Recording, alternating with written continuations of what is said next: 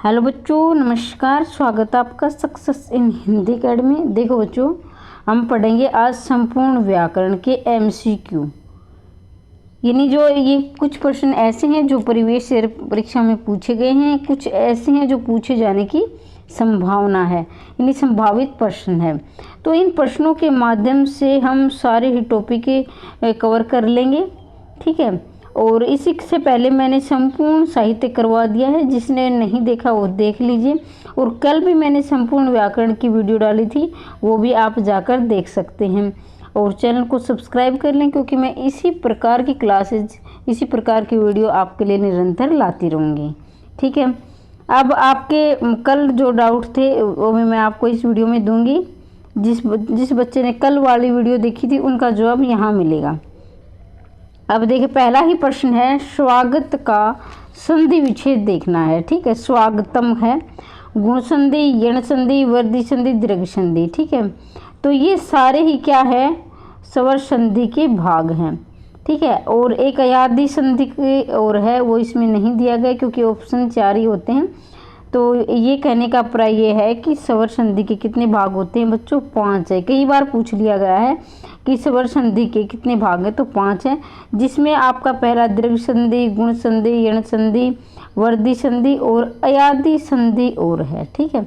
इसे भी आप याद रखोगे। वैसे संधि के 3 भाग होते हैं, स्वर, व्यंजन और विसर्ग, सभी आप जानते हैं। तो इसका उत्तर रहेगा बच्चों यण संधि, सु प्लस आगत। अब देखो, पहचान देखो इनकी। वैसे नियम तो कभी मैं आपको टॉपिक पढ़ाऊंगी तब बताऊंगी। अब कुछ, क्योंकि पेपर नज़दीक है, कुछ बच्चों के नियम सर से ऊपर के जाएगा, लेकिन मैं ऐसी ट्रिक बताऊंगी जिसे आप तुरंत देखकर 99% ठीक कर सकें, ठीक है। एक आध अपवाद तो हर जगह हो जाता है, इसे मैं ऐसी गारंटी नहीं लूँगी, लेकिन 99% ये आपके साथ होगा। तो देखो, यह कहीं भी यह व र से पहले, ध्यान दीजिए, यह व र से पहले आधे वर्ण हो, वहाँ यण संधि होती है। और यह व र से, यानी यहाँ मैं लिख देती हूँ आधे, ठीक है। तो ये हो गई आपकी यण, ठीक है। और यह व र से पहले पूरे वर्ण हो, पूरे, तो होता है अयादी संधि, ठीक है। अब क्या है, आपने इतना पढ़ लिया। अब कई बार जब आपकी परीक्षा में बैठे हो तो मैडम ने क्या बताया था, यण में पहले आधे होते हैं या अयादी में आते हैं। कुछ बच्चे तो यहीं कंफ्यूज हो जाएंगे कि कौन से में कौन से के आधे, कौन से पूरे बताए थे। तो इसकी एक ट्रिक मैं और लेकर आई हूँ आपके लिए। ये कुछ ट्रिक तो ये तो अब तक आपने किताबों में पढ़ा होगा, लेकिन ये जो मैं बताने जा रही हूँ ये आप पहली बार पढ़ रहे हो। देखो, यण लिखा मैंने, ठीक है, और अयादी लिखा मैंने, अयादी, ठीक है। तो यहाँ 1 2 3 वर्ण आ रहे हैं, 1 2। तो यहाँ क्या है, कम वर्ण है, तो आधा क्या होता है, कम होता है, ठीक है। और 1 2 3 वर्ण है, ये क्या होता है, पूरा। तो इससे पहले क्या है, पूरे आएंगे, इससे पहले क्या होगा, आधे आएंगे, ठीक है। तो ये ट्रिक मैं आपके लिए बनाती हूँ कि बच्चों को परेशानी ना हो परीक्षा में। तो यहाँ यण संधि आएगा बच्चों, ठीक है। भानुदे, व्यंजन संधि, दीर्घ संधि, गुण संधि, वृद्धि संधि। तो इसका उत्तर होगा दीर्घ संधि। अब देखो, दीर्घ संधि के नियम आपने पढ़ा है, बड़ा, ये तो आप आ ई उ ऐसे पढ़े हैं आपने, छोटा बड़ा से कोई फर्क नहीं पड़ेगा। तो यहाँ आप देखेंगे, देखो, भानु प्लस उदय, ठीक है। अब यहाँ आप गलती करोगे, अगर यहाँ आपको तोड़ कर दे दिया जाए इसमें कुछ, तो यहाँ आपको बड़ा उ भी मिलेगा, ऐसे उदय। तो भानु प्लस उदय तो आप याद कर लेते हो, लेकिन यहाँ तक आपको दिक्कत आएगी क्योंकि भूल जाते हो कि छोटा हुआ आएगा या बड़ा हुआ आएगा। तो बच्चों ध्यान रखेंगे, छोटा हुआ आएगा उदय, ये वाला मात्रा वाला नहीं आएगा, ये आएगा, ठीक है। और भानु का मतलब होता है सूर्य, ठीक है। और जब दोनों ऊ आपस में मिलेंगे तो बड़ा ऊ हो जाता है, तो ये बड़ा है, ध्यान रखेंगे आप, ठीक है। लेकिन इसे तोड़ेंगे तो भानु, छोटे से तोड़ेंगे, भानु प्लस उदय, तो ये छोटा मिलकर बड़ा हो जाता है, ऐसी ये मात्रा आई है, ठीक है। तो याद रखेंगे, इसका आएगा दीर्घ संधि, ठीक है। सूर्योदय, सूर्योदय में कौन सी संधि, गुण है, वृद्धि है, यण है, दीर्घ है। तो बच्चों सूर्य प्लस उदय, तो सूर्योदय। देखो, वृद्धि, ये इसमें गुण में क्या होता है, ए ओ अर, ए ओ अर का उच्चारण आप पढ़ के देख लेना, ए ओ अर का उच्चारण होगा। अब उच्चारण तो कई बच्चे तो याद कर, लेकिन कईयों को याद नहीं होता, तो ध्यान रखेंगे। देखो यहाँ है एक मात्रा आएगी गुण संधि में, ठीक है, और वर्दी में बच्चों मिलेंगे आपको 2 मात्रा। अब कुछ बच्चे इसमें कंफ्यूज होंगे, मैडम ने गुण में बताया था कि वर्दी में बताया था 1 मात्रा या 2 मात्रा, तो ये मैं खुद से बनाती हूँ बाद की जो ट्रिक, जो अपनी सोच कर समझ कर। तो वर्दी का मतलब होता है बच्चों बढ़ोतरी, बढ़ोतरी, ठीक है। अब क्या है, 2 मात्रा होगी तो बढ़ेगा, मतलब ज़्यादा है वर्दी में, वर्दी का मतलब होता है ज़्यादा, बढ़ोतरी, ज़्यादा समझे या बढ़ोतरी, तो यहाँ 2 मिलेगी। गुण का मतलब 1, और ऐसे क्योंकि गुण तो एक ही अच्छा होता है, तो ये 1 मात्रा, ठीक है। तो इसका उत्तर बच्चों आप समझ चुके होंगे, ए आएगा। आगे बढ़ते हैं। हरीशचंद्र, देखो भाई मेरा पढ़ाने का तरीका अलग है, मैं नियम तो बताती हूँ आपके साथ साथ, कुछ नियम मैं अपनी मर्जी से समझकर बना लेती हूँ। हो सकता है कुछ बच्चों को पसंद आते हैं, कुछ को लग रहा है कि मैडम हमारा समय खराब करिए, तो अपना क्या है कि वीडियो में एक ऑप्शन होता है जिसमें आप स्पीड से देख सकते हो, कम से देख सकते हो, ठीक है। कईयों को बोर लग रहा है कि क्या बता रही, लेकिन जो बच्चा भाई जिनको बिल्कुल 0 है, उनको अभी तो परीक्षा पास करवानी है ना, तो उनके लिए ये मैं बना के लाती हूँ। हरीशचंद्र, स्वर संधि, व्यंजन संधि, विसर्ग संधि, दीर्घ संधि, तो बच्चों इसका उत्तर आपका रहेगा ऑप्शन नंबर 4 का विसर्ग संधि। ये है हरि प्लस चंद्र, तो ये है विसर्ग, ये आधा आपका है, ये विसर्ग में बदल जाएगा आधा से, ठीक है। उच्चारण का व्यंजन संधि, स्वर संधि, विसर्ग संधि, विलोम, विलोम कोई संधि नहीं होती है, ये आपको कंफ्यूज करने के लिए दिया गया है। तो देखो इसमें आपका रहेगा उत प्लस चारण, उत प्लस में चारण, ठीक है। और जब इस किसी अघोष वर्ण का च से वर्ण हो, व्यंजन होता है, यानी किसी पहले वर्ण का च से होता है, तो वो भी च में बदल जाता है, वो भी आधे में, क्योंकि यहाँ अलंत होता है ना, तो अलंत का मतलब होता है आधा। तो बच्चों इसका उत्तर रहेगा आपका व्यंजन संधि। उत प्लस लेख, उल्लेख, ठीक है। तय है ये आधे, ये आधा तय है, आधे लय में बदल जाएगा, उल्लेख। अत्याचार, अति प्लस 4, इसमें क्या होगा, इसमें आप कमेंट बॉक्स में बताओगे, मैंने थोड़ी देर पहले इसका नियम बताया है। तो देखो दिक प्लस अंबर, दिगंबर, दिगंबर, तो दिगंबर रहेगा। देखो कै है, ये क्या है, जब कोई अघोष यानी कि क्या होता है कि उसमें तीसरे वर्ण में परिवर्तन हो जाता है, ये कै का तीसरे में परिवर्तन हो जाएगा, कै, ख, ग, ये तो आपको आते हैं ना सबको, तो ये पहला क्या है तीसरे में परिवर्तन हो गया, ये ग में बदल गया है। पो प्लस अक, पावक का पाव प्लस अक, ये तो जो इसका उत्तर रहेगा आपको पो प्लस अक, पावक, क्या है पावक, तो इसमें क्या है पो प्लस पावक। देखो इसमें आपकी अगर ये पूछ ले दे इसमें संधि कौन सी, तो याद ही अभी मैंने थोड़ी देर पहले आपको बताया था कि वैसे पहले पूरा वर्ण मिलेगा, तो इसमें देखो वैसे पहले पूरा है, ठीक है। अब देखो यहाँ एक मैं और एक्स्ट्रा बता देना चाहूँगी आपको, ताकि देखिए पवन होता है, ठीक है, ठीक है, एक पवन आता है, बार बार पूछा जाता है, तो ये पवन में बच्चों पो प्लस अन, तो ये इसमें क्या है, इसमें 1 मात्रा है, तो यहाँ 1 मात्रा लगेगी। यहाँ अगर मैंने 2 मात्रा लगा दी तो यहाँ 2 मिलेगी, ठीक है। यहाँ अगर 1 है तो वहाँ 1 लगेगी, यहाँ अगर 2 है तो वहाँ 2 लगेगी, ठीक है। इतना आप विशेष ध्यान रखेंगे। अब कल वाला प्रश्न में बताना भूल गई, कल जिसने भाई आती है वो भी सुन लेना, जिसको नहीं आती है भाई उनका रिवीजन हो जाएगा। कल एक बच्चे ने मुझसे पूछा था कि मैम आंसू का बहुवचन आंसू ही रहता है।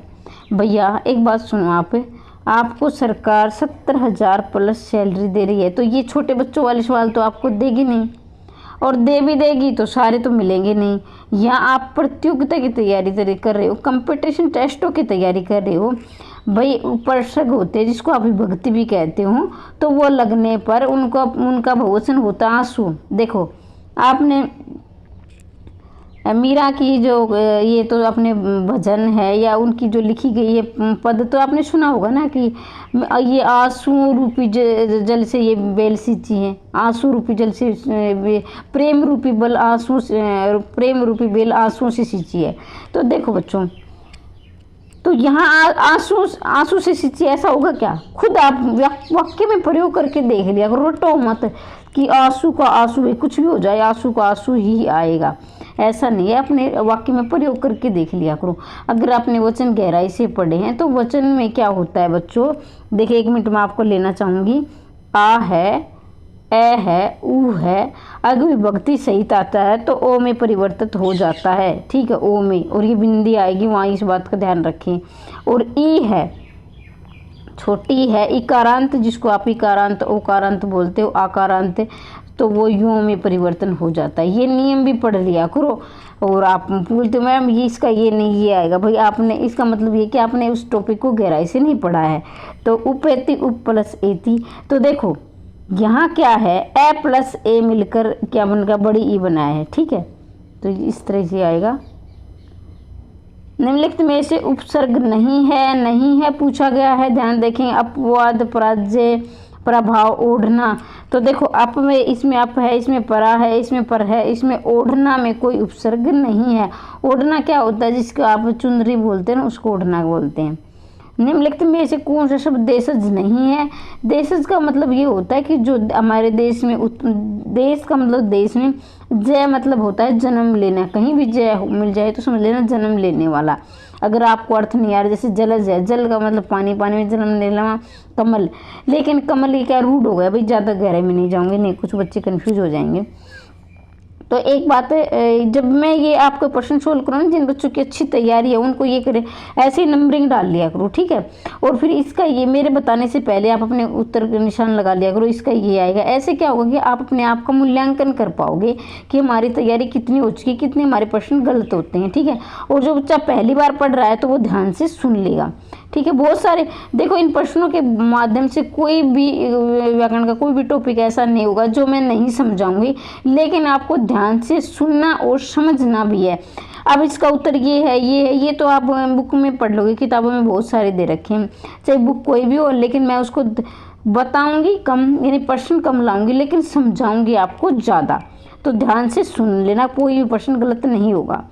देशज नहीं है, डेबरी, पोखर, डोर, पुष्कर, तो बच्चों इसका उत्तर रहेगा पुष्कर। अब देखो ये सारे हैं, ये हमारे देशज में यानी आम जो क्षेत्रीय भाषाओं में बोले जाते हैं, पर डेबरी, पोखर, डोर, ऐसा अपने नाम से ही प्रतीत हो रहा है, बोल कर देख लेना पुष्कर। अब ये पूछ लिया जाए पुष्कर कौन सा शब्द है, तत्सम है, तद्भव, देशज, विदेशित क्या है? तो पुष्कर बच्चों क्या है, ये है तत्सम, यानी संस्कृत का शब्द है, इसको आप ध्यान रखेंगे, ठीक है। वनवास, तत्पुरुष, क्रमधार्य, द्वंद्व, बहुवीरी, द्वंद्व को आप बहुवीरी कई बार ये शुद्ध शुद्ध में पूछा जाता है, ध्यान देखेंगे। कुछ बच्चे इस तरह मात्रा लगा देते हैं, कुछ वै का वै बना देते हैं, तो इसे शुद्ध शुद्ध में ध्यान से देख लेंगे, ऐसा लिखा जाएगा। तो बच्चों इसका उत्तर रहेगा तत्पुरुष, वन में वास। पंचवटी, यहाँ आप 1 मिनट में आपका लेना चाहूँगी, ध्यान से सुनेंगे, नहीं तो आप गलती कर सकते हो और आप है ना ये कहोगे मैडम ने हमारा ये गलत करो, मैंने तो ये बताया था। लेकिन बच्चों मैं उस प्रश्न को खोल कर बताती हूँ, अगर आप ध्यान से सुनते हो तो आपका प्रश्न गलत नहीं होगा।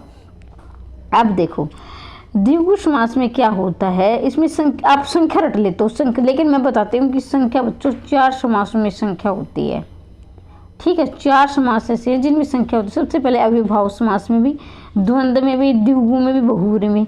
अब आपके मन में मैम गलत बता रही है, ये आप बहुत जल्दी बताते हो कि मैम गलत बता रही है, क्योंकि आप एक ही द्विगु रट लेते हो उसमें। देखो बच्चों मैंने एक बोला, तो इसमें आप कमेंट बॉक्स में लिखेंगे कौन सा समास है। देखो एक और एक, तो ये पुनरुक्ति यानी यहाँ भी सेम संख्या है, समान है, यहाँ भी समान है, तो इसमें अविभाव आएगा। अब देखो त्रिनेत्र, 3 नेत्र किसके थे, भगवान शिव के थे, तो यहाँ बहुव्रीहि आएगा, ठीक है। अब द्वंद्व का और देख लेना, अब मैंने कहा 21, ठीक है 21, तो 1 और 20 यानी छोटी संख्या पहले आएगी, तो वो क्या होगा, द्वंद्व समास होगा। अब पंचवटी में द्विगु समास है, लेकिन मैंने कहा था कि 1 मिनट में आपका लूँगी, तो ध्यान से सुनोगे आप। ये कि मोहन, मैंने कोई भी नाम हो, मोहन पंचवटी चला गया, पंचवटी चला गया, तो यहाँ आप देखोगे अब जिस बच्चे ने, मैंने तो बता दिया द्विगु, जिस बच्चे ने रट लिया, मैडम ने पंचवटी बताया था, जहाँ पंचवटी दिखा तुरंत आप लगाओगे द्विगु समास और घर आकर ये मेरा ठीक है। फिर आप गलत आंसर किया, ये गलत आएगा तो आपको मैडम ने हमारा गलत पढ़ाती है, गलत बता दिया। तो ध्यान देंगे यहाँ बच्चों पंचवटी जगह का नाम है, किसी जगह का, विशेष जगह का नाम है। जैसे सीता जी पंचवटी में रहती थी, वन में वास करती थी सीता जी पंचवटी, तो वहाँ एक जगह का नाम है, तो ये विशेष हो गया। तो यहाँ बच्चों आपका बहुब्रीहि समास आएगा अगर पंचवटी में जगह का नाम बने। वाक्य ये नहीं वाक्य में कोई प्रयोग कर रहा है तो जगह का नाम प्रतीत होना चाहिए, बहुब्रीहि समास होगा। अगर सिर्फ अकेला पंचवटी आता है तो द्विगु समास होगा।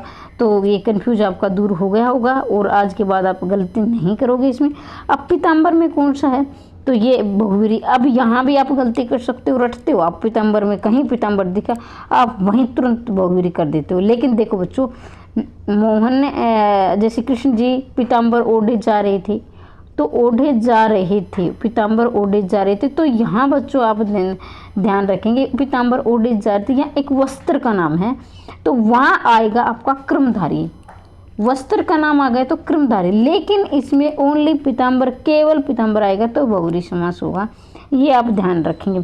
अब एक मिनट और, अब कुछ बच्चों भी हाँ ये बता रहे हैं कि मैडम वाक्य में प्रयोग होगा ना, तो फिर क्या होगा कि पीताम्बर को क्रमधारी करेंगे। लेकिन मोहन पीताम्बर की पूजा कर रहा था, पीताम्बर की पूजा कर रहा था, तो बच्चों क्या होगा, तो भी बहुब्रीहि आएगा पीताम्बर, क्योंकि यहाँ भगवान का नाम दिया, पीताम्बर की पूजा कर रहा था, तो ये वहाँ बहुब्रीहि आएगा। तो बच्चों आप रटोगे तो गिरोगे, ठीक है, रटना नहीं है, समझना है, ठीक है। यहाँ बहुब्रीहि है। अगर किसी देवी देवता का नाम से वाक्य में प्रयोग करके आता है तो उसमें बहुब्रीहि जाएगा, ध्यान देंगे। और किसी साधारण सी चीज़ का होगा तो फिर क्रमधारी होगा, ठीक है। अब आगे बढ़ते हैं। नरोत्तम द्वंद्व तत्पुरुष अविभाव क्रमधारी, तो ये बिल्कुल आसान है, तत्पुरुष आप कर लोगे, ठीक है। आजन्म तत्पुरुष क्रमधारी अविभाव समास, तो मैंने तकरीबन आपके सारे समास यहाँ क्लियर करने की कोशिश। अब ध्यान देंगे आप आजन्म में, पहले मैं आपको उत्तर बता देती हूँ, अविभाव समास होगा, ठीक है। अब ध्यान देंगे, अगर आप कॉपी पेन ले, मैं हर बार बोलती हूँ कि मेरी क्लास देखो बच्चों, कॉपी पेन लेकर बैठा करो।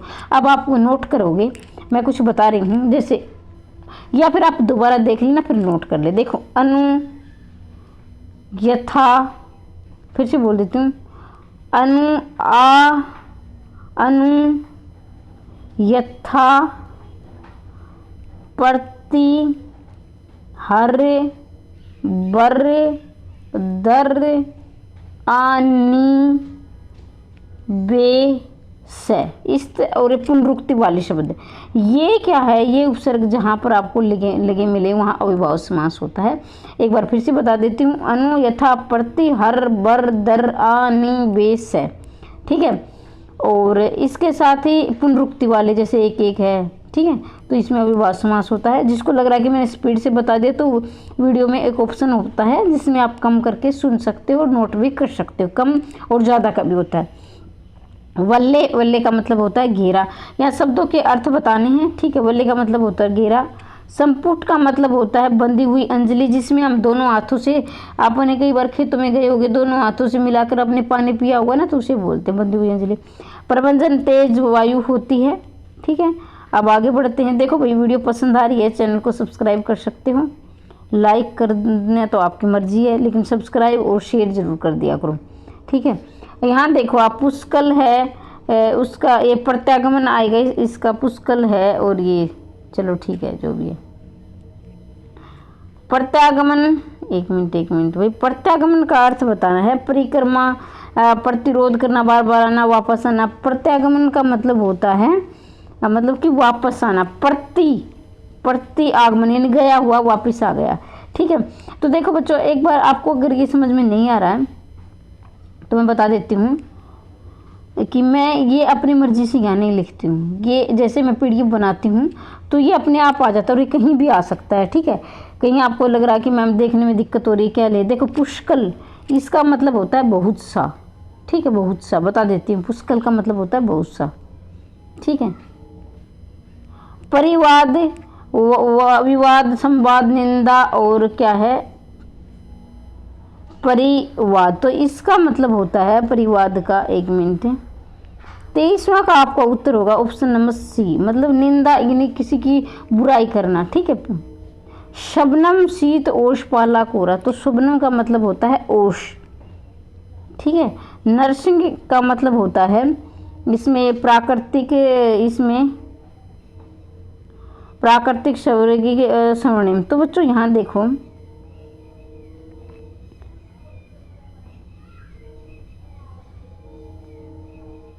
एक मिनट, नरसिंह का मतलब होता है, इसमें दिया गया नरसिंह एक प्राकृतिक होता है, नरसिंह का होता है प्राकृतिक। और अस्मिता का मतलब होता है आत्म प्रशंसा, अहंता, स्वार्थ, स्वाभिमान। तो इसका आएगा ऑप्शन नंबर बी, अस्मिता, अहंता। ठीक है।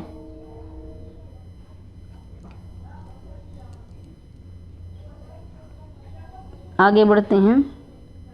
अब देखो, अब तक तो आप कर रहे थे प्रश्नों के अर्थ, अब आपको रहे भिन्न अर्थ, यानी उनके विपरीत, यानी एक तरह से देखें तो विपरीत अर्थक, ये आपको कंफ्यूज करने के लिए दिया है, विपरीत अर्थक देखना है, यानी औरों से अलग है। यानी 3 तो आपको पर्यायवाची मिलेंगे, भिन्न का मतलब 3 तो आपको पर्यायवाची मिलेंगे। पहले आप प्रश्न का अर्थ समझेंगे। 3 तो आपको पर्यायवाची और एक उनसे अलग होगा। ठीक है। यानी कि पर्यायवाची विपरीतार्थक बिल्कुल इसका ये अर्थ होगा, ये ऐसा नहीं है। विपरीतार्थक ऐसा नहीं, इन शब्दों के अर्थ देखना। ये विपरीतार्थक का मतलब है यानी अलग है, इनमें 3 तो समान अर्थ वाले होगा, एक अलग अर्थ वाला होगा। ठीक है। तो अब समझ में आ गया होगा आपको क्या बताना है।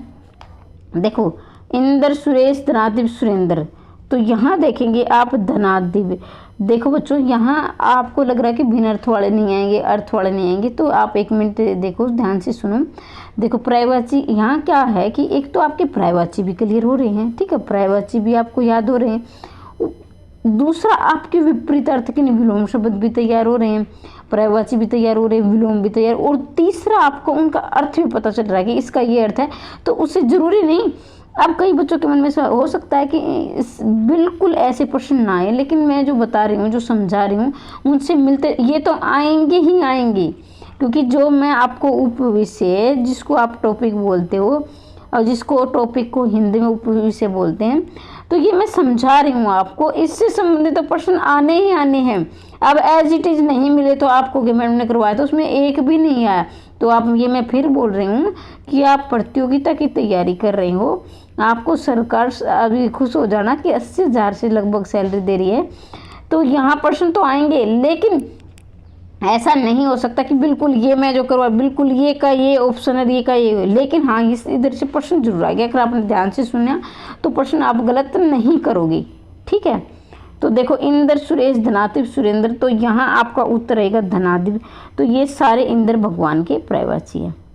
सरस्वती, वाचा, धनद, शारदा। तो बच्चों आपका 28 का रहेगा श्री धनद। देखो, ये सरस्वती, वाचा भी सरस्वती को बोलते हैं और शारदा भी धनद नहीं रहे। आत्मजा, नंदनी, भार्या, कन्या। तो इसमें है भार्या नहीं रहेगा, ये सारे पुत्री के पर्यायवाची हैं, पुत्री के ध्यान रखेंगे। भार्या बोलते हैं पत्नी को। ठीक है। कई बार भार्या स्त्री के लिए भी दिया जाता है, तो इस बात का ध्यान रखें। वैसे भार्या पत्नी के लिए आता है, लेकिन कई बार स्त्री के लिए भी प्रयोग कर देते हैं। सारंग, शिखी, विशिक, मयूर। तो ये सारे मोर के पर्यायवाची हैं, लेकिन ऑप्शन नंबर सी आपका ये मोर का पर्यायवाची नहीं है। तुरंग, मर्गेंद्र, मरगराज, व्याघ्र। तो बच्चों 31 का आपका सी रहेगा, ये घोड़े का पर्यायवाची है। ये क्या सारे, ये क्या है, शेर के पर्यायवाची। मर्गेंद्र मृगों को राजा, फिर मृगराज, व्याघ्र। तो तुरंग है घोड़े का। पावक, अनिल, अनल, कृषाणु। तो बच्चों 32 का आपका रहेगा। अनिल हवा को कहते हैं, अनल बच्चों आग को, ये आग के पर्यायवाची है कि ये क्या नहीं आ गए, अनल आग है, कृषाणु भी आग है, पावक भी आग है, लेकिन अनिल क्या है, हवा है। तो यहाँ आप गलती कर सकते हो, अनिल और अनल में अंतर समझेंगे। अनिल का मतलब होता है आग और अनल मैंने बता दिया हवा। ठीक है। आगे बढ़ते हैं। व्योम, नभ, तल, गगन। तो बच्चों इसमें क्या है, तल, तल पृथ्वी यानी नीचे तल, और व्योम, नभ, आकाश, ये सारे गगन आकाश के पर्यायवाची हैं। लोचन, जलज, नैन, चक्षु। तो बच्चों इसमें आपका रहेगा 34वीं का प्रश्न का रहेगा आपका नैन। ठीक है। एक मिनट 34 का भाई बी आएगा, माफ़ कीजिए भाई, बी आएगा। मैंने जल्दबाजी में देखा नहीं, तो मैं माफ़ी चाहती हूँ। ये जलज, जलज मतलब होता है जल में जन्म लेने वाला।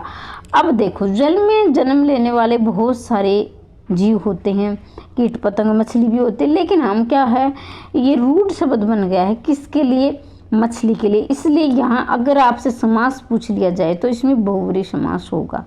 ठीक है, अगर समास आ जाए तो बहुव्रीहि होगा। मैं सारे आपको बता देती हूँ। चक्षु क्या होता है, आँख होती है, लोचन भी आँख और नयन भी आँख।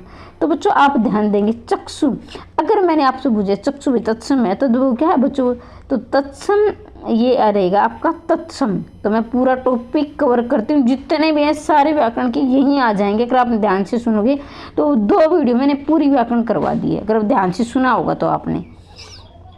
तो क्यों आएगा, देखो तत्सम की क्या पहचान होती है, अक्षय त्रय अज्ञेश, अगर ये संयुक्त व्यंजन जहाँ भी दिख जाए आपको तो वहाँ होता है तत्सम यानी संस्कृत। और एक होता है री, जहाँ भी आपको री मिल जाए तो वहाँ होता है तत्सम शब्द।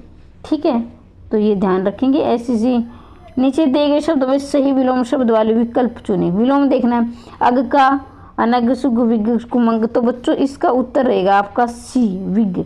अग का विग विलोम देखना है, पहले अंडरलाइन करोगे आप क्या पूछा गया प्रश्न में। ठीक है, तो अग का विग, अग का मतलब होता है जानने वाला और विलोम विग जो नहीं जानता हो। ठीक है, यथार्थ यानी वास्तविक, अपर्याय, कल्पित, मोक्ष। तो इसका उत्तर रहेगा बच्चों कल्पित यानी कल्पना में, जो एक तो सच्चाई में, वास्तविकता में और एक कल्पनाओं में। ठीक है, कटु का मतलब होता है मधुर, पटु, मृदु, कठोर। तो इसमें आपका उत्तर उल्टा देखना है, कटु यानी कड़वा, मधुर, मीठा।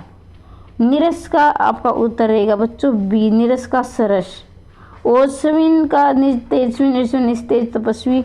तो ये निर्जस्वी। ठीक है, अर्पण का ग्रहण, तर्पण, समर्पण। तो 41 का रहेगा आपका अर्पण का ग्रहण। गत्यात्मक का उल्टा रहेगा गतिमान, स्थिर, अस्थिर। ये सारे आपके देख लेंगे। तो 42 का आपका उत्तर रहेगा शिथिर। गति मतलब गति करना, चलना, और शिथिर मतलब रुक जाना। वह स्त्री जिसका पति जीवित होता है तो उसे कहते हैं बच्चों सधवा, और जिसका पति मर गया हो उसे कहते हैं विधवा। अनुचित, यहाँ आप मैं का 1 मिनट में लेंगी, जहाँ आपको समझाने की आवश्यकता हो वहाँ मैं अपने आप रुक जाती हूँ और ध्यान से सुनेंगे आप। ठीक है, अनुचित मतलब ज़्यादा खर्च करने वाला, उसे क्या कहते हैं, इसका अर्थ है कि ज़्यादा खर्च वाले को बोलते अपव्यय। अब ये प्रश्न बार बार परीक्षा में आया है, बार बार आएगा और आगे आने की संभावना भी है। और जो कम खर्च करता हो यानी कम खर्च करता उसे बोलते हैं बच्चों मितव्ययी। कम मतलब मितव्ययी और ज़्यादा मतलब अपव्ययी। इस बात का अंतर ध्यान रखेंगे। अब मैं एक ट्रिक और भी लेके आई हूँ। कम कम में मैं आ रहा है कम, तो यहाँ ये याद करें मितव्ययी, क्योंकि वो बच्चे क्या होते हैं कि वो समझकर नहीं पढ़ सकते, उनको ट्रिक बता दे तो वो ही रट लेते हैं कि कम में, तो कम से कम उनकी परीक्षा पास करने के का जुगाड़ तो हो जाता है। तो कम में तो, और वही सभी के लिए कितना याद करोगे। आपको लगता है कि मैं भी तो कोई भगवान नहीं हूँ, मैं भी तो भूलती हूँ, मैं भी गलती करती हूँ और आपसे भी हो सकती है। तो इसलिए जो टॉपिक पढ़े पहले उसको गहराई से पढ़े, लेकिन अब मैं ये नहीं कहूँगी आपकी परीक्षा नज़दीक आप गहराई से पढ़ने बैठ जाए। अब आप जितने MCQ क्वेश्चन कीजिए, कम मतलब मितव्ययी और ज़्यादा मतलब अनुचित मतलब अपव्ययी। तो बच्चों इसका उत्तर रहेगा अपव्ययी। ठीक है, आगे बढ़ते हैं। जिसके पास कुछ न हो, निर्धन, त्यागी, अंकिजन, सन्यासी। तो इसका उत्तर रहेगा बच्चों जिसके पास कुछ न हो। अंकिजन यानी भिखारी के लिए भी आता है ये। जिस पर अभियोग लगाया गया हो मतलब जिस पर मुकदमा चल रहा हो उसे कहते हैं अभियुक्त। मोक्ष की इच्छा रखने वाला मुमुक्षु। तो यहाँ आप शुद्ध अशुद्ध का भी ध्यान रखें, ये काफ़ी बार ये शुद्ध में पूछ लिया गया है। तो मुमुक्षु मोक्ष की इच्छा रखने वाला मुमुक्षु होता है, और ये कई बार परीक्षा में आया हुआ है, इसे भी आप ध्यान रखेंगे। फेंक कर चलाया जाने वाला हथियार, तो बच्चों इसको बोलते हैं अस्त्र। तो यहाँ आप गलती कर सकते हो कि कई बच्चे क्या है कि उनको ये क्लियर होता ही नहीं है, बेचारे रटते रहते हैं लेकिन उनका होता नहीं है क्लियर। क्या करें, मजबूरी है। अस्त्र शस्त्र वहाँ जाकर भूल जाते हैं, लेकिन आज के बाद बच्चों तुम नहीं भूलोगे, मैं इसकी गारंटी लेती हूँ। कैसे याद करवाऊंगी, देखो फेंक कर चलाए जाने वाला, तो इसका उत्तर तो आप जान गए अस्त्र। अब देखो हाथ से चलाए जाने वाला तो होता है शस्त्र। देखो हाथ ऐसे याद करो इसको, हाथ सहित। अब देखो हाथ सहित यानी हाथ के साथ है, ऐसे भी याद कर सकते हो, हाथ के साथ है, हाथ सहित। तो बच्चों यहाँ से आ रहा है, से इधर है, से इधर है, तो इसको शस्त्र बोलेंगे।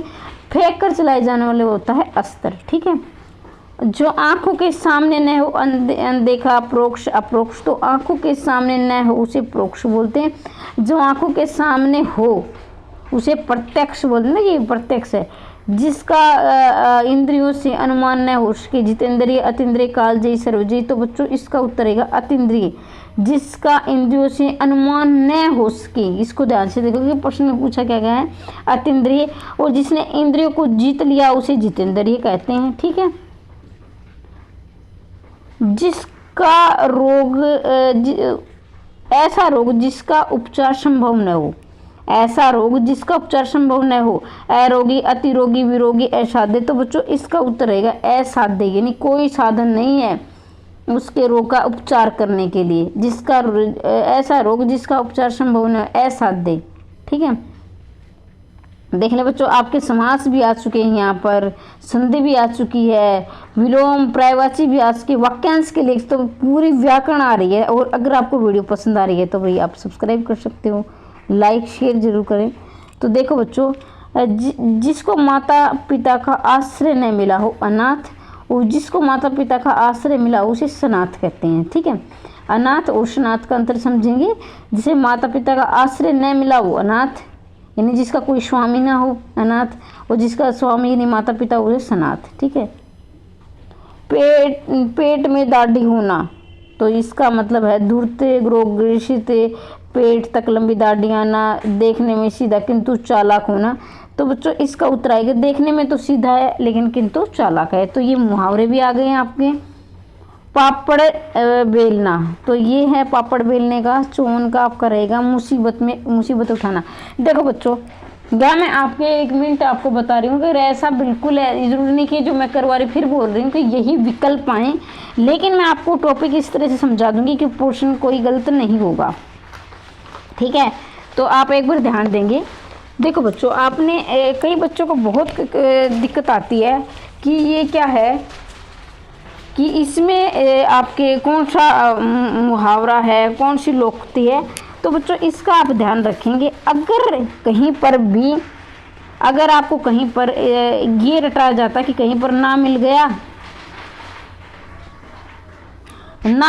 तो आपको क्या मिलेगा, वो मुहावरा है। ठीक है। बिल्कुल बात सही है। ना से ज़्यादातर मिलते हैं 95%। लेकिन फिर बोल रही हूँ कि आप कंपटीशन टेस्टों की तैयारी कर दो, 5 वाले आपको दे दें। अब जिस बच्चे ने ना कर दिया, भाई ना वाले तो मुहावरा होता है, आंख बंद करके तुरंत आप मुहावरा लगा देते कि मुहावरा है, लोकोक्ति है। लेकिन बच्चों कुछ मैं आपको नियम बताऊंगी, देखना। वाक्यांश में होते हैं वो होते हैं मुहावरे। ये नहीं वाक्य पूरा वाक्य नहीं होगा, वाक्य का भाग होगा। अगर संपूर्ण वाक्य होते जैसे लोकोक्ति, लोक प्लस उक्ति, जो नहीं लोक में हमारे आसपास में जो पर्सनल बोलते हैं, जैसे हमारे दादा हमारे बुजुर्ग बोलते हैं तो वो लोकोक्ति बोलते हैं। बहुत सारी बातों में जैसे हमें समझाते हैं ना, तो वो लोकोक्ति का बहुत प्रयोग करते हैं हमारे दादा हमारी नानी, आपने सुना होगा। ठीक है। तो ये तो वो होता है वाक्य, हमारा होता है वाक्यांश, और लोकोक्ति होती है वाक्य। ठीक है। तो अब ये आपकी मुसीबत आन पड़ी, इसको कैसे याद करें। लेकिन 95% ना वाले शब्द क्या होते हैं, मुहावरे होते हैं। और बाकी 95% तो ना में आगे मुहावरे, बाकी क्या लोकोक्ति होती हैं। लेकिन बच्चों अब आपके पास चारा क्या है, कुछ बच्चों को वाक्य और वाक्यांश में दिक्कत आती है, तो एक ही चारा है। जो 5% जो मुहावरे ऐसे हैं जिनमें ना नहीं लगा है, यानी 5% जो लोकोक्ति है जिसमें ना लगा है, 5% जो लोकोक्ति है जिनमें ना लगा है, ना का प्रयोग हुआ है, तो वो लोकोक्ति याद करें, आपको आपका सोल्यूशन हो जाएगा। अब आगे प्रश्न आएगा वो मैं आपको बताऊंगी, धीरे धीरे आप सुनते रहना। पापड़ बेलना, तो चौवन का रहेगा आपका बी, मुसीबत उठाना। पानी पानी होना, बहुत लज्जित होना, ये तो आप कर लोगे। ठीक है। क्योंकि इसमें ना आ रहा है। गुलर का फूल होना, सुगंधित होना, फूल की तरह खिलना, दुर्लभ होना, 30% होना, तो ये बार बार आया, इसे ध्यान रखेंगे। दुर्लभ होना, गुलर का फूल होना, दुर्लभ होना, ये बार बार पूछा गया, इसे आप याद रखेंगे। चांदी का जूता मारना, जूते में चांदी रखकर मारना।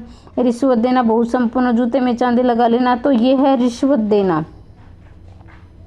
कान का कच्चा होना, ये तो बहुत बार प्रयोग होता है। हम कम सुनना, सुनी बात पर विश्वास करना, दूसरे की बात न मानना, कान का कमजोर होना, तो बच्चों इसका उत्तर रहेगा सुनी बात पर विश्वास करना, मतलब कान जो जिसने जो बात बता दी उनका तुरंत विश्वास कर लिया, ठीक है, जिसने जो बोल दिया उसका ही विश्वास कर लिया।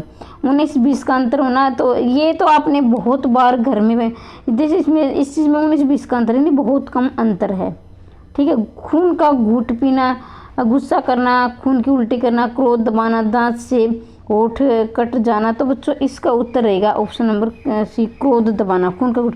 देखो बच्चों एक बात मैं और बता देना चाहूँगी आपको कि जैसे मुहावरे होते हैं ना, तो जो सीधे सीधे अर्थ नहीं देते, उनसे अलग हटकर, यानी जैसे होते ना कुछ उसमें कहना कुछ आता है इंसान और बोलता कुछ है, यानी उसका अर्थ कुछ होता है और कहता कुछ है।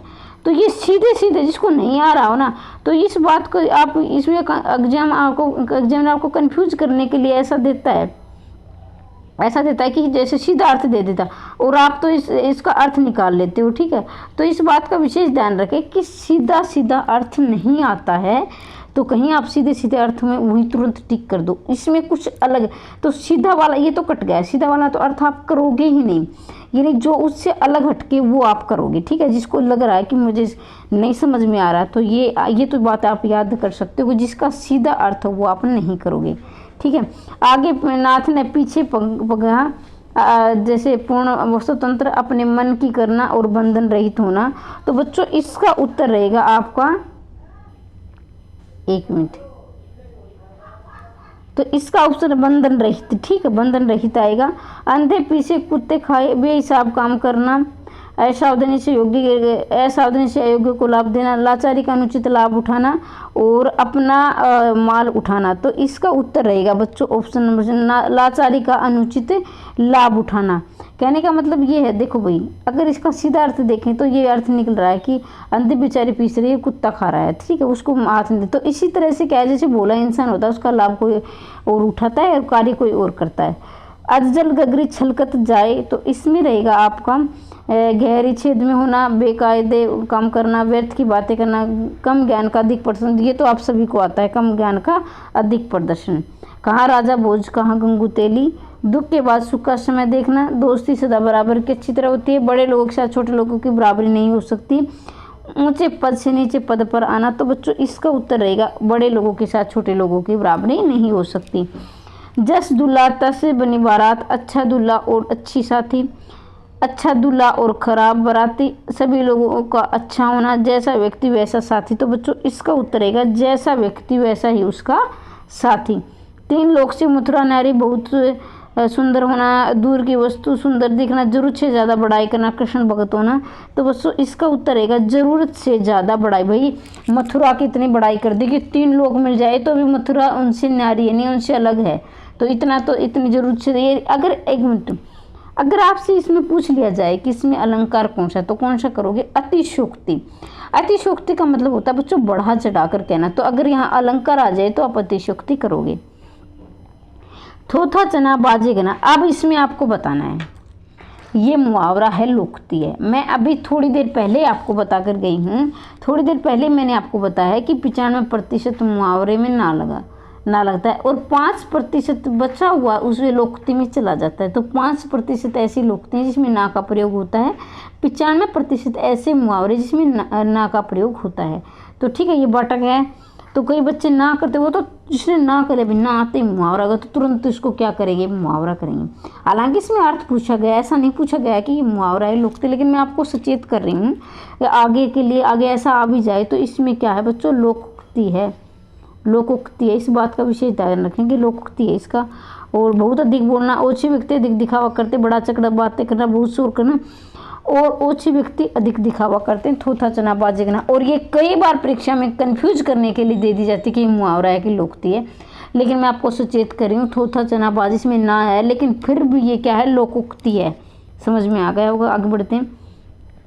खग जाने, खग की परिभाषा, पक्षियों की भाषा जानना, समान प्रवृत्ति वाले एक दूसरे को समझते हैं, पक्षी अपने भाषा स्वयं समझते हैं, पक्षियों की तरह बोलना। तो बच्चों ये क्या है कि समान प्रवृत्ति वाले एक दूसरे की भाषा समझते हैं। देखा होगा कई बार छोटा बच्चा बोलना शुरू करता है ना, तो क्या होता है कि और जो होते हैं परिवार के बाकी सदस्य या आस पड़ोस वाले, उनको नहीं समझ में आता है क्या बोल रहा है, क्या कह रहा है, लेकिन उसकी जो माँ होती है वो समझ लेती है, उसको पता है कि इस चीज़ को ये बोलता है।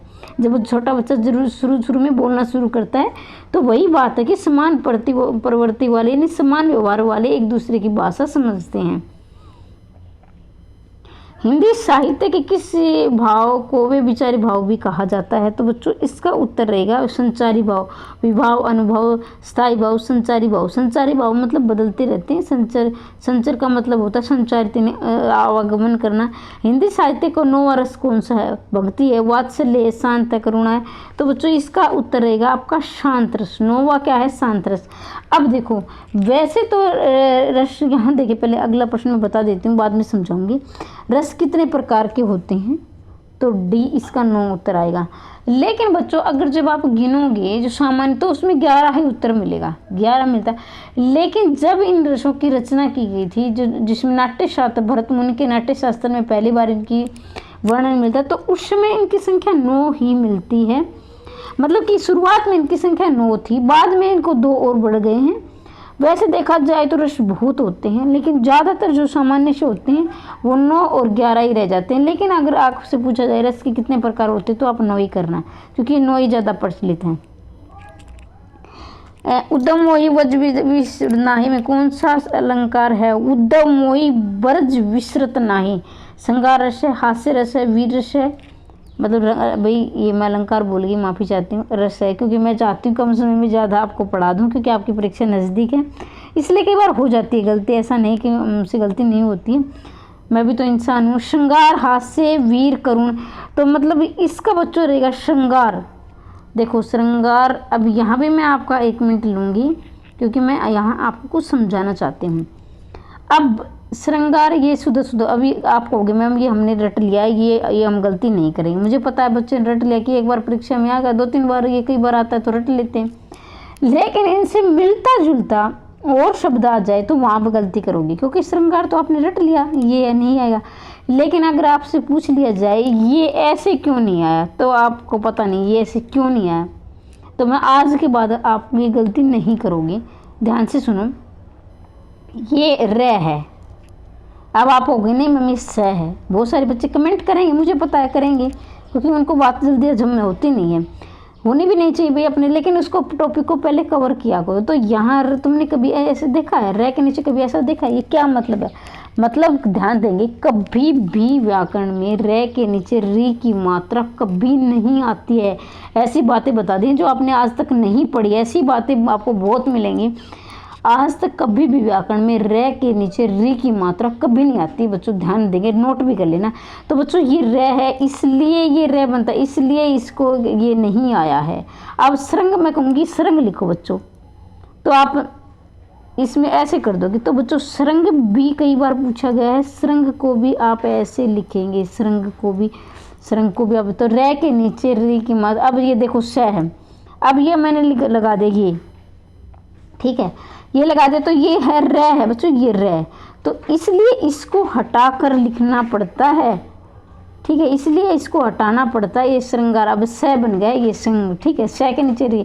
लेकिन र अगर ये पूरा लिखूं तो ये ऐसे री र आता, तो इसमें र के नीचे कभी भी री की मात्रा नहीं, र के नीचे बस इतना याद रखना, र के नीचे कभी री की मात्रा नहीं आती है। तो श्रृंग है, श्रृंगार, उसमें ही र बनता है, तो इसलिए र को हटा दिया जाता है और शायद लिख दिया जाता है, ठीक है।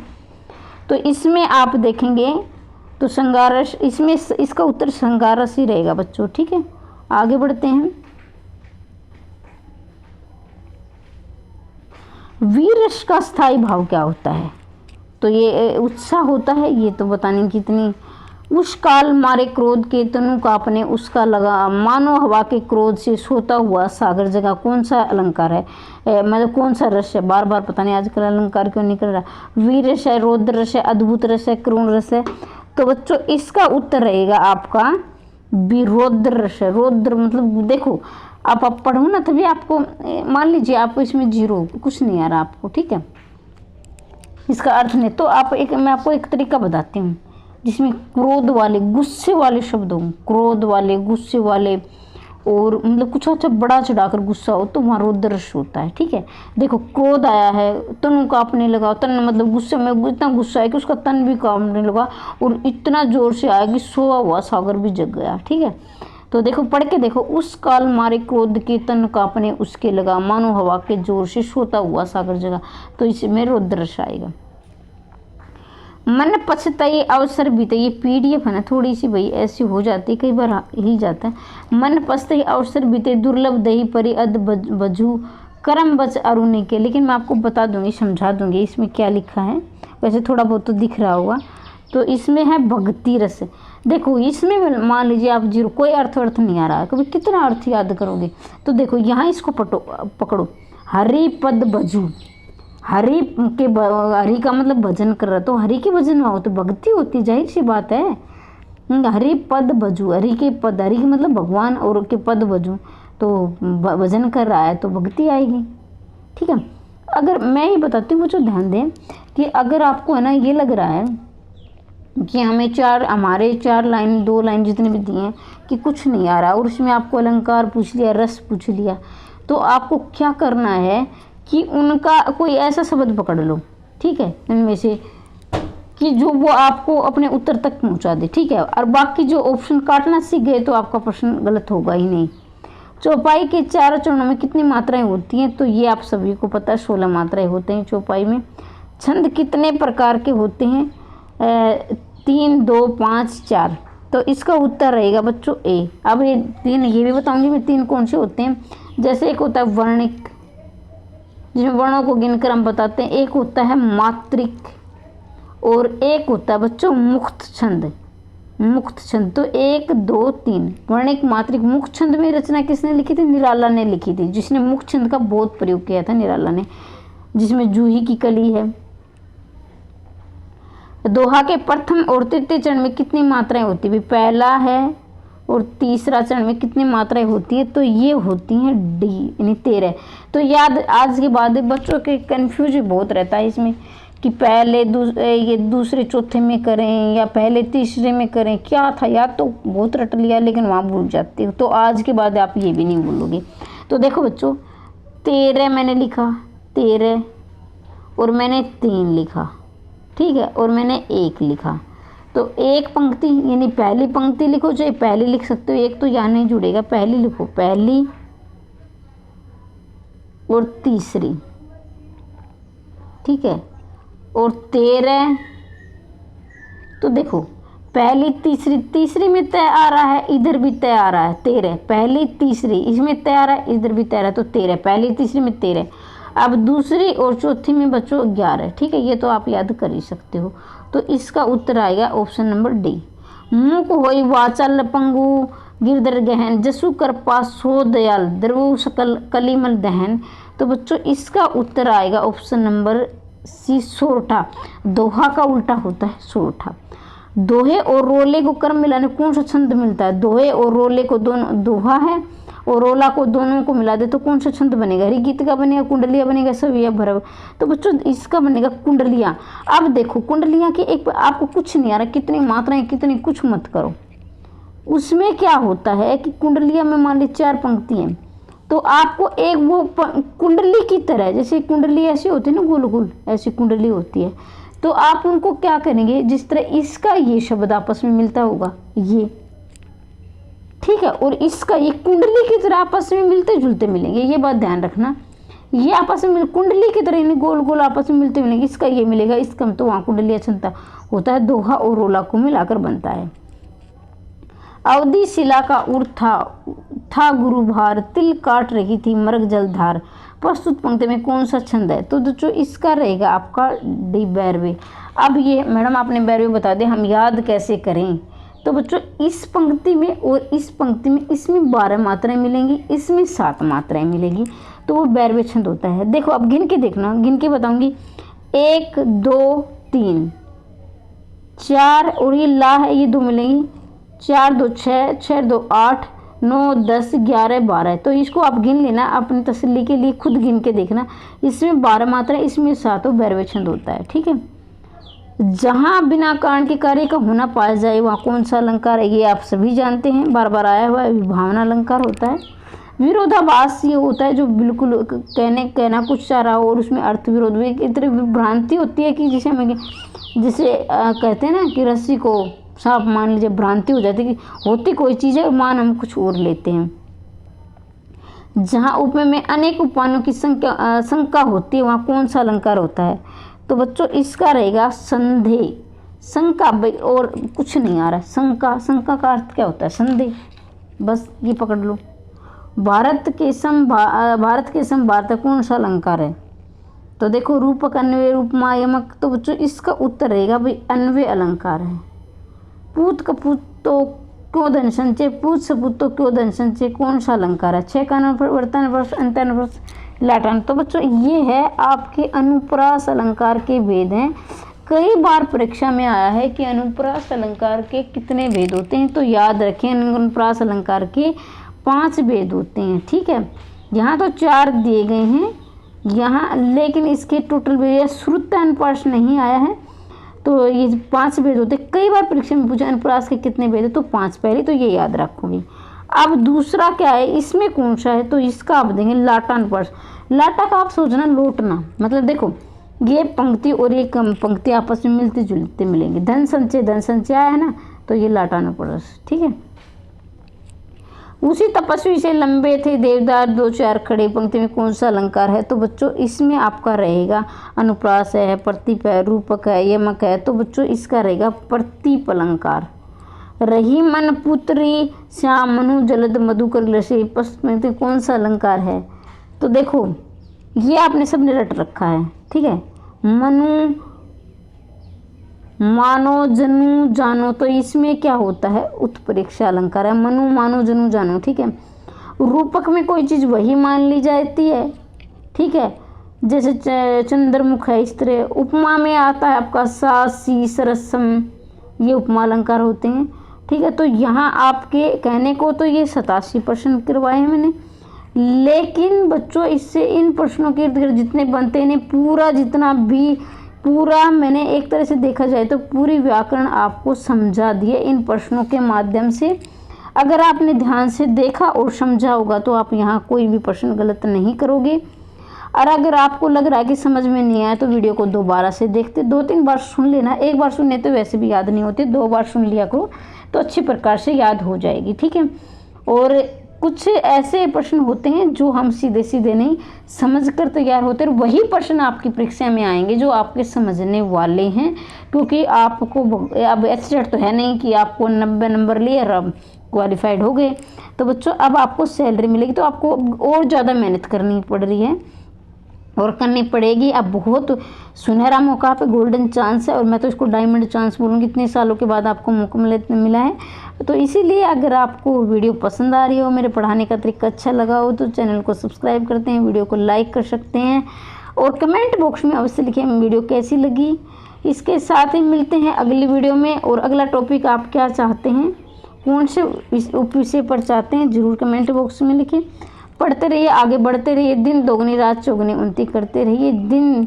जय हिंद, जय भारत।